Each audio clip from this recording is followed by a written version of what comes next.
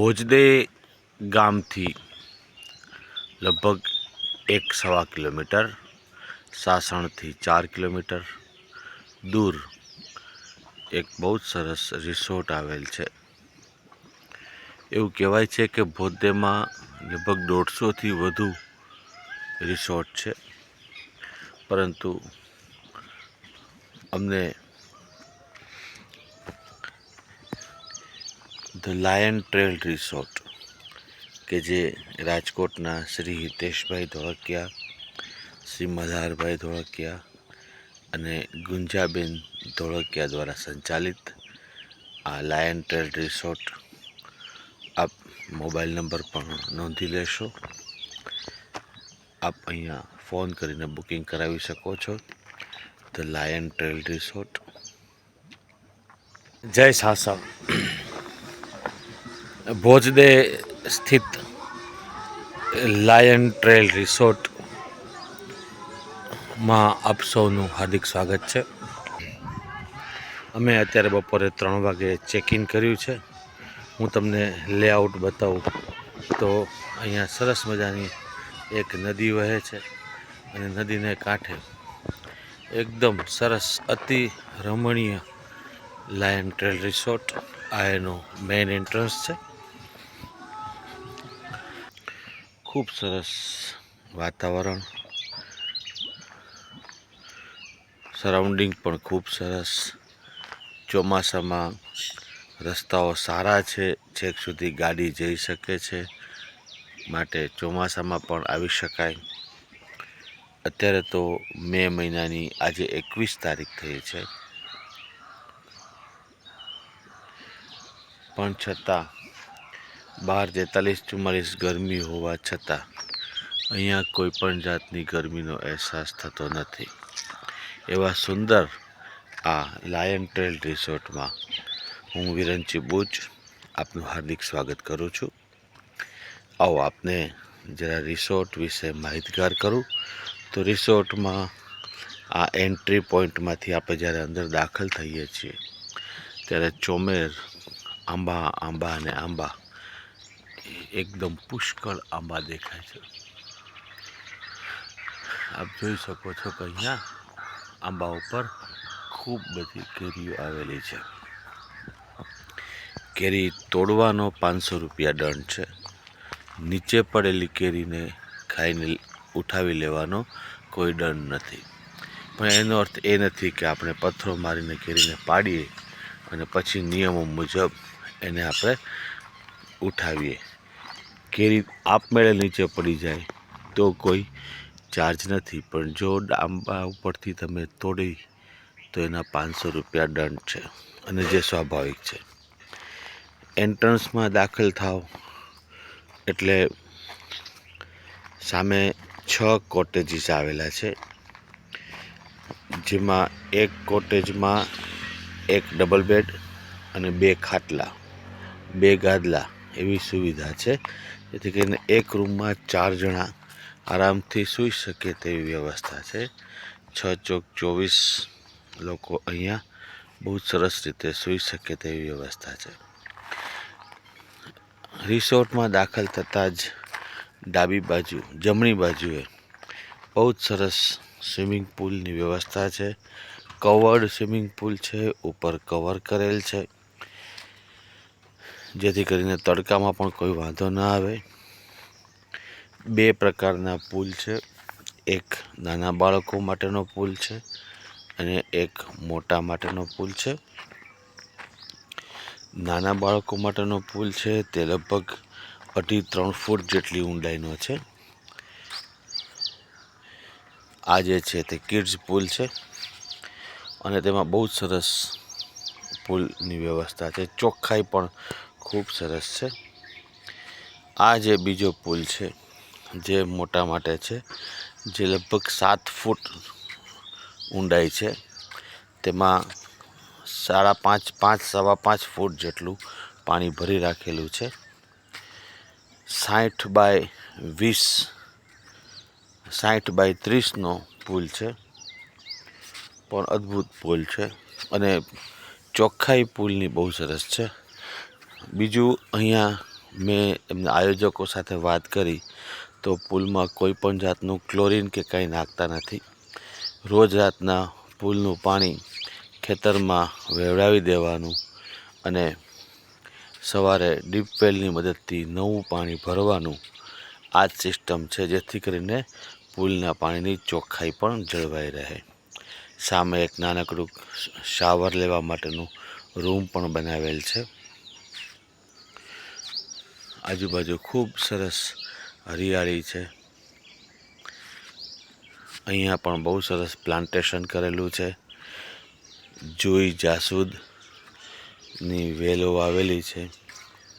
બહુ જ સરસ ગુલાબ પણ અહીંયા જોવા મળી રહ્યા છે. વાડીમાં જાંબુ, રાવણા જાંબુ અને સફેદ જાંબુ એમ બંને પ્રકારના જાંબુ પણ મળે છે. આ ઉપરાંત પપૈયું પણ અહીંયા છે. એટલે માવજત જેને કહેવાય ને તે બહુ જ સરસ કરેલી છે. સામે જે મકાન દેખાય છે તે બીજા કોઈનું ફાર્મ છે. ત્યાં સુધીની આ લાયન રિસોર્ટની માલિકીનું ફાર્મ છે. અત્યારે આંબાઓમાં કેરી લૂંબે ઝૂંબે દેખાઈ રહી છે.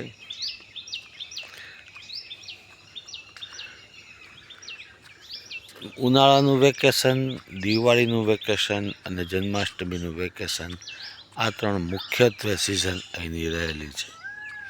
એટલે આ સિવાયની સિઝનમાં જો અહીંયા આવો તો સાવ એકલતા માણી શકો તેવો આ રિસોર્ટ છે. જનરલી લોકો મેમાં અને દિવાળીના વેકેશનમાં અહીંયા આવતા હોય છે. હું તમને આંબાવાડિયાની જરાક સહેલ કરાવું તો આ એનું આંબાવાડિયું છે. ઘનઘોર આંબાવાડિયું છે. લગભગ 50 જેટલા અહીંયા આંબાઓ છે.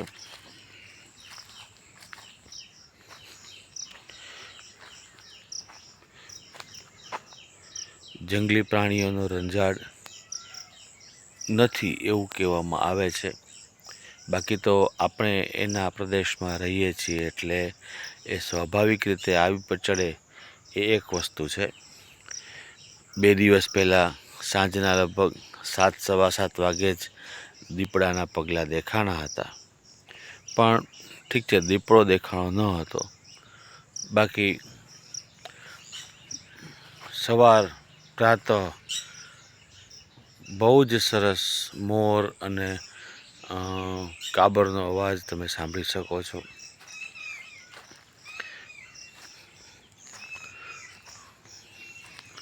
હવે આપણે મેઇન એરિયા તરફ આગળ વધીએ તો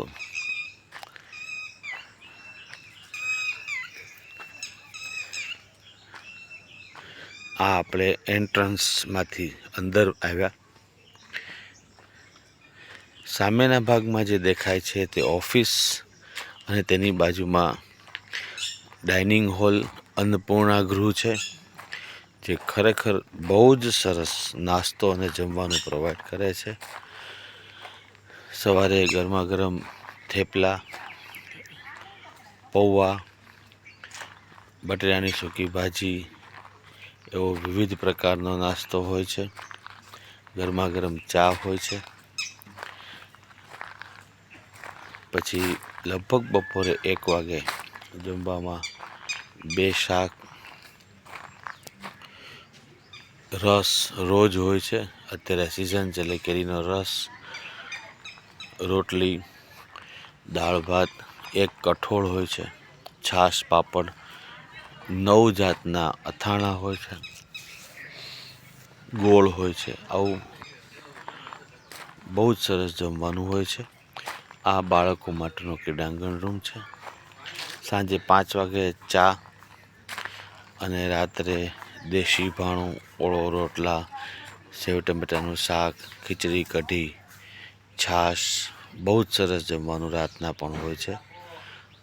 જમવા જેવું અતિશય સારું જમવાનું હોય છે.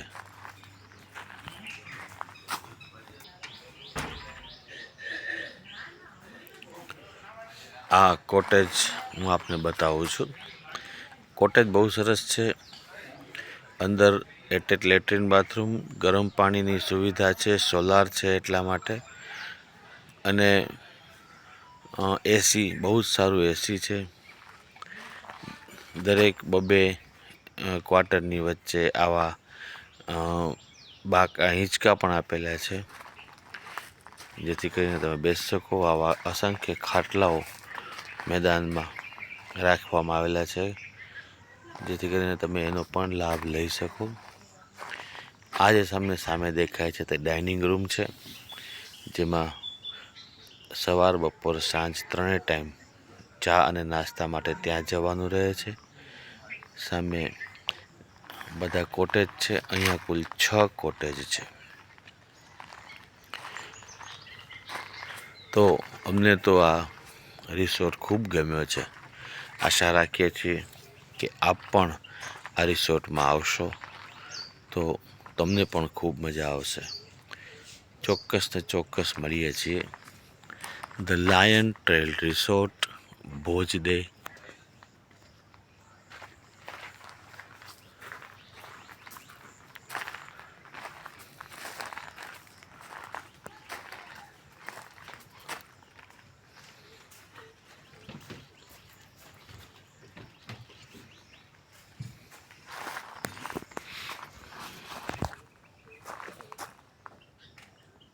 The lion trail resort, ભોજદેમાં.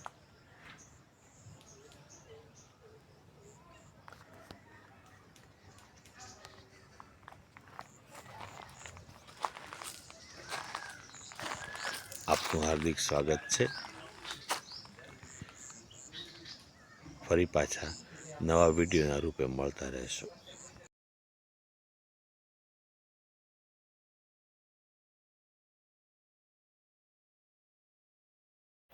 Three cheers for the Lion Trail Resort. Hip hip hooray! Hip hip hooray! Hip hip hooray!